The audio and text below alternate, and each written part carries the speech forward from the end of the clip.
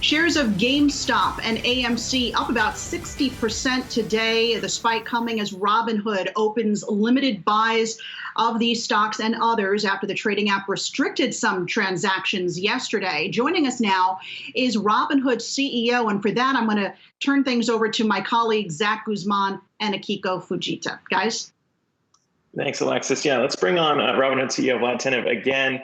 Vlad, thanks for coming back on with us. I know we chatted on Wednesday, and back then you said Robinhood just works and that it makes investing accessible for all. But less than 24 hours after you said that, it quite literally was no longer accessible for customers to buy specific stocks here.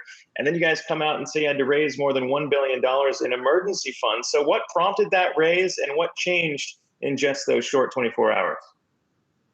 Well, thanks for having me back, first of all. I was here on your show recently talking about an op-ed. So 2021 certainly has been interesting so far. And what we're seeing is really a new era of market dynamics. It started last year with the pandemic, and it's accelerated through the first month of 2021.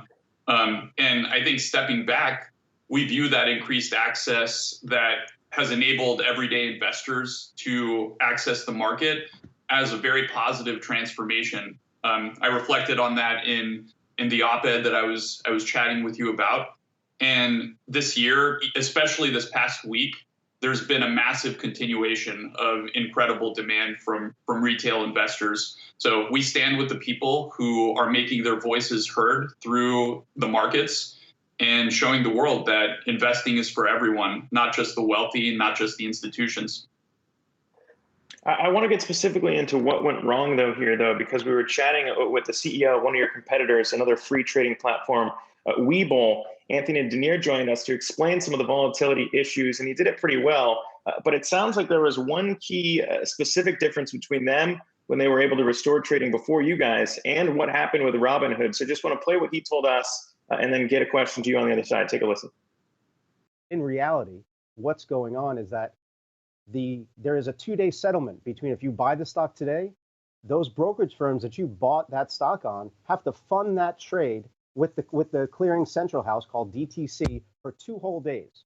And because of the volatility of these stocks, DTC has made the cost of the collateral for the two-day holding period extremely expensive. And we just can't afford, well, not Webull, we're not a clearing firm, but our clearing firm simply cannot afford the cost. So they use an outside clearing house called Apex. And as I understand it, Robinhood moved to cut ties with Apex a couple of years ago, instead opting to build your guys' own internal technology, your own clearing house, just like we've seen from TD Ameritrade and Charles Schwab in the past. But TD Ameritrade and Charles Schwab didn't cut off customers from buying stocks like GameStop or AMC. And I get that we're in a period of added volatility, but wouldn't you have seen that volatility coming before all this? Since we were talking about GameStop on Monday, we had you on a Wednesday. And then also, if it's a decision, if you made that decision to internalize the clearinghouse operations to increase profits or add to revenue here, I assume your customers would have a right then to be angry if you did that and didn't stopgap enough protections against this volatility. So what happened there? I think Anthony gave a great technical explanation of some of the details behind settlement and the DTCC. I think putting this in perspective, Robinhood today has already started allowing limited buys of these equities that yesterday went to position close only.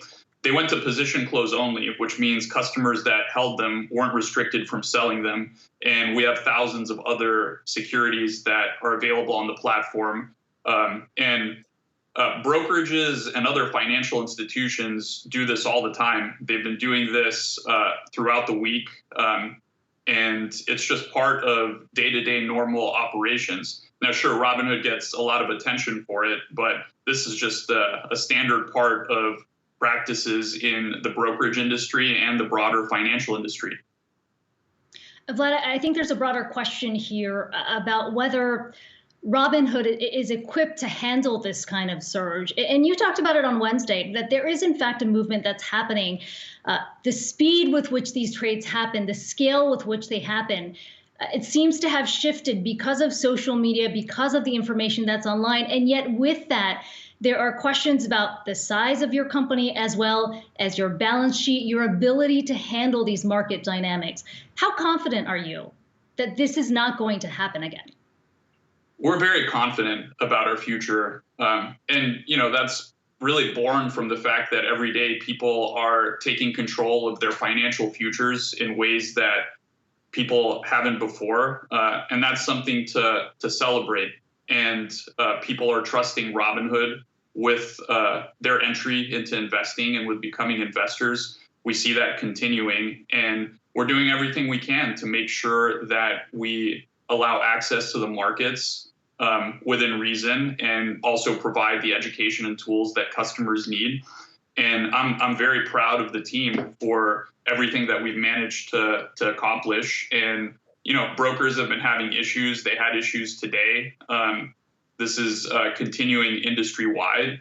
And our performance at the market open, our systems were operational, and we're very, very proud to have unrestricted these symbols and allowed customers to buy them again. Vlad, Zack sort of alluded to the movements that we have seen reported out over the last 24 hours. You drew down your credit line. You also had a capital raise of about $1 billion from investors. Can you confirm the specifics that have been reported out in terms of that capital raise, that investors were in fact given equity at a discounted valuation that will be tied to the price of the shares if Robinhood went forward with a public listing? What I can say is that we have raised substantial capital through 2020, and the company is well capitalized, and we're proud to have so many investors that have confidence in the company and are continuing to back Robinhood so that we can continue our growth and serve our customers better and better through the future. And Vlad, I hear what you're saying about being better positioned here, and then that this volatility isn't going to get you guys again in the future. But to kind of back that up, I'm sure people kind of want to be secure in trusting you on that front. And I just got to return to my question, because it doesn't really sound like you answered it in terms of when you realized this was going to be a problem. Because, like I said, other exchanges didn't necessarily cut off, in TD Ameritrade and Schwab didn't cut off buys. And it would seem like if you allowed buys to continue, that it would be essentially selling lottery tickets to your customers, knowing that there was going to be a problem with the drawing, to use the metaphor. So at what point did you realize there were issues around this that you were going to need to raise $1 billion? Well, look, I don't really want to get into the details of exactly what happened when. I think if you look at this entire situation, it's a novel situation. A relatively small number of stocks have gone viral on the internet. And as things that go viral on social media and the internet do, there's an exponential growth in interest. And so we have to be prudent, and we have to have prudent risk management. And that's what the firm did. Let me follow up on that point that Zack made, because you, as in Robinhood, did in fact sort of create this zero or commission-free sort of trading platform, which we've seen other brokerages sort of emulate. But it does feel like there is a level of trust that has been lost as a result of the actions that Robinhood has taken, whether it's fair or not. And we have heard this from those on Wall Street Bets, some who we spoke to yesterday. Given that we have seen a number of brokerages already adopt this model that you helped make popular, what's the case that you make? Why do these investors stay on Robinhood, or why should they stay? Well, again, what we've done is something that other brokerages have done. It's not unique to Robinhood to place restrictions on purchasing certain things at certain times. Other brokers have done it. You've had them on your show explaining their rationale. So I understand, obviously, that people want to not be restricted from investing, and we're all about that. We want people to have access to the markets, and Robinhood stands for that. And we're going to do our best to do that in the future and serve these customers. But I have to say, I'm proud that customers were able to go in and out of positions in thousands of other stocks. And even in these 13 stocks yesterday that we temporarily restricted, customers that had long positions weren't stuck with them and were able to exit without restrictions. Yeah, I'll just be personal too. We're personal here. You came back on to discuss these things, and I'm not entirely sure why you don't want to get into specifics, because it seems like it would reinforce the trust you're trying to build here with your community. And after we talked on Wednesday, my mom fell into that retail crowd that got excited by what was going on. She signed up for Robinhood. She was trying to do this as well. And what we hear from retail investors that came in on that side here is that the trust is shaken when it comes to what you guys are trying to do to sign up retail investors that may have never traded stocks before. So, I mean, when we hear kind of some of these things that you push back on other networks, why not get into the specifics here to talk about, to beat back some of those conspiracy theories that we heard that you guys sold out to Citadel or said some of the things. Set the record straight on why you made this decision. Oh, on that conspiracy theory, I think I've over and over again said that it's not true. Our decision to temporarily restrict customers from buying certain securities had nothing to do with a market maker or a market participant or anyone like that putting pressure on us or asking us to do that. It was entirely about market dynamics and clearinghouse deposit requirements as per regulation. Let me see if we can move the conversation forward, because inevitably there will be investigations that will come out of this. We've already heard the SEC saying they will be looking into it, the chairs of the House Financial Services Committee, as well as the Senate Banking Committee, both calling for hearings. What conversations have you already had with lawmakers, and are you prepared to testify before Congress? Look, I think everyone at Robinhood operates this company with integrity and first and foremost looking out for our customers, the individual investors, and their best interests. Of course, we are constantly in communication with our regulators and with lawmakers, and we continue to do so. And I look forward to having conversations with anyone about this, because I think obviously it's highly technical and involves settlement mechanics, as you guys saw in some of your other conversations. And I think Robinhood made the right decision here. Can you speak to those specific conversations that you have had? Because we have seen very publicly a lot of lawmakers, whether take to Twitter or other networks, to talk about their concerns. Senator Elizabeth Warren, of course, coming forward, calling for the SEC to investigate. You also heard from Representative Alexandria Ocasio-Cortez raising her concerns. So can you be a little more specific on the conversations you had? And do you think those concerns that have been addressed are justified? I think people want to know what's happening, and they want to understand some of these technical points around how the regulations work and how the market system works. And, these are arcane topics that are now being brought to light. So people are talking about the DTCC, NSCC settlements, and I think that as part of this, the broader public will learn a lot more about how our financial system works. Vlad, I'm trying to learn more about that too. And look, we took a risk here trying to focus in on the settlement activity because, let's be honest, it's the least exciting piece of the story.